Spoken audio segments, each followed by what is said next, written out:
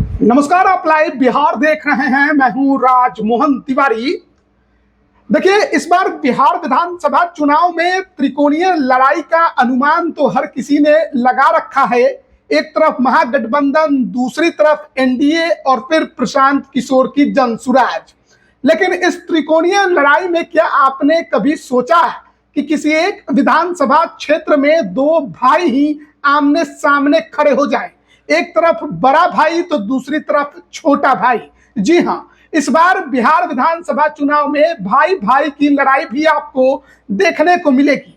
हालांकि उस सीट को अगर आप गौर से जानेंगे, पहचानेंगे और उसके बारे में सुनेंगे तो फिर आपको पता चलेगा कि भाई भाई की ये लड़ाई आज की नहीं बल्कि पिछले बार के विधानसभा चुनाव से ही शुरू हो गई है। जी हाँ, हम बात कर रहे हैं सीमांचल जिले की, सीमांचल के जोकीहाट विधानसभा की। जोकीहाट विधानसभा के वर्तमान में जो विधायक हैं वो आरजेडी के शहनवाज आलम है। हालांकि पिछला चुनाव ये जीते एआईएमआईएम के सिंबल पर थे, लेकिन बाद में आरजेडी में शामिल हो गए और जिन 4 एआईएमआईएम के विधायक आरजेडी में शामिल हुए उनमें से 3 का टिकट तो कट चुका है, लेकिन इकलौते शहनवाज आलम है जिनको आरजेडी ने जोकीहाट से अपना विधानसभा उम्मीदवार बनाकर क्षेत्र में भेजा है। लेकिन इनके बड़े भाई सरफराज आलम, पूर्व विधायक, वो भी मैदान में है, क्योंकि वो भी तो इस सीट के पूर्व विधायक रह चुके हैं, यानी इस सीट को बेहतर तरीके से जानते हैं, समझते हैं और क्षेत्र में अपनी पकड़ रखते हैं। जनसुराज ने उनको अपना उम्मीदवार बनाया है और जोकीहाट के मैदान में उतार दिया है। ठीक ये कहानी पिछले बार के 2020 के विधानसभा चुनाव की तरह लग रही है, जब आरजेडी के सिंबल पर सरफराज आलम चुनावी मैदान में थे और जिसके पास अपना कोई विधायक नहीं बिहार में एआईएमआईएम, उस पार्टी के सिंबल पर शहनवाज आलम मैदान में थे। एक तरफ बड़ा भाई आरजेडी के सिंबल पर और छोटा भाई शहनवाज आलम वो एआईएमआईएम के सिंबल पर। किसी ने सोचा नहीं था कि जोकीहाट में बड़ा उलटफेर हो जाएगा। आरजेडी के सिंबल पर उतरे, एमवाई समीकरण को साधते हुए चुनावी मैदान में उतरे सरफराज आलम अपने छोटे भाई एआईएमआईएम के उम्मीदवार शहनवाज आलम से चुनावी मैदान में शिकस्त खा गए। वो चुनाव हार गए और शहनवाज आलम चुनाव जीत गए। और इस बार 2025 का चुनाव कुछ वैसा ही है।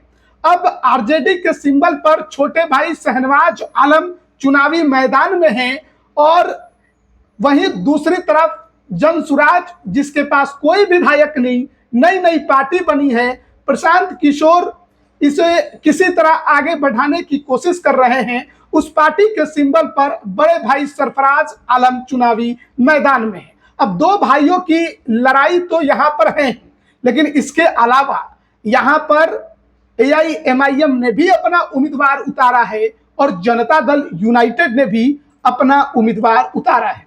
पूर्व विधायक मंजार आलम को यहां पर जेडीयू ने उम्मीदवार बनाकर भेजा है और वहीं अगर बात करें एआईएमआईएम की तो मोहम्मद मुर्शीद आलम को एआईएमआईएम ने उम्मीदवार बनाकर भेजा है। तो चतुष्कोणीय लड़ाई का यहां पर बात चल रहा है, लेकिन सबसे ज्यादा लोगों की दिलचस्पी है दो भाइयों की लड़ाई में। एक आरजेडी से वर्तमान विधायक शहनवाज आलम और दूसरे जनसुराज से पूर्व विधायक सरफराज आलम। इन दो भाइयों की लड़ाई विरासत की लड़ाई कही जाती है, क्योंकि जो सीमांचल के गांधी हुआ करते थे, आरजेडी के बड़े वरिष्ठ नेता तस्लीमुद्दीन, उनके ही ये दोनों बेटे हैं और दोनों ही उनकी विरासत को आगे बढ़ाने की बात करते हैं।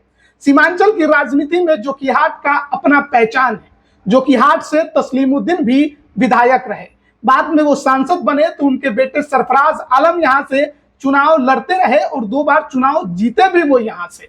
लेकिन जब तस्लीमुद्दीन का निधन हुआ और उपचुनाव हुआ लोकसभा सीट अररिया पर, तो विधायकी छोड़कर सरफराज आलम लोकसभा के मैदान में कूद गए। उपचुनाव जो था वो जीत भी लिया और ऐसे में उन्होंने जोकीहाट की सीट छोड़ी तो छोटे भाई शहनवाज आलम वहां से चुनाव लड़े और चुनाव जीत गए। ये कहानी 2017 की है। लेकिन उसके बाद जब 2019 का लोकसभा चुनाव हुआ तो सरफराज आलम को हार का सामना करना पड़ा और वहीं शहनवाज आलम विधायक रहे। जब 20 का चुनाव आया तो आरजेडी ने बड़े भाई को सिंबल थमाया और छोटे भाई का टिकट काटा और वहीं से दो भाइयों की जंग शुरू हुई, आरजेडी से सरफराज आलम, एआईएमआईएम से शहनवाज आलम। जीत शहनवाज की हुई और उसके बाद आरजेडी ने भी इनको हाथों हाथ लिया, पहले अपनी पार्टी में बुलाया। इनके साथ एआईएमआईएम के 3 और विधायक आए, उन तीनों का पत्ता आरजेडी ने साफ कर दिया, किसी को सिंबल नहीं दिया। इकलौते एआईएमआईएम के बागी विधायक शहनवाज आलम को सिंबल मिला। अब उनके खिलाफ जोकीहाट में लड़ाई के मैदान में उनके भाई, बड़े भाई सरफराज आलम कूदे हैं। देखना होगा जीत इस बार किसकी होगी, जेडीयू और एआईएमआईएम यहां पर कितना परफॉर्मेंस दे पाएगा। तो ये दो भाइयों की लड़ाई है जोकीहाट की, देखना है परफॉर्मेंस और जनता को तय करना है। बने रहिएगा हमारे साथ, तमाम अपडेट हम आप तक पहुंचा रहे हैं। आप सभी का बहुत बहुत धन्यवाद।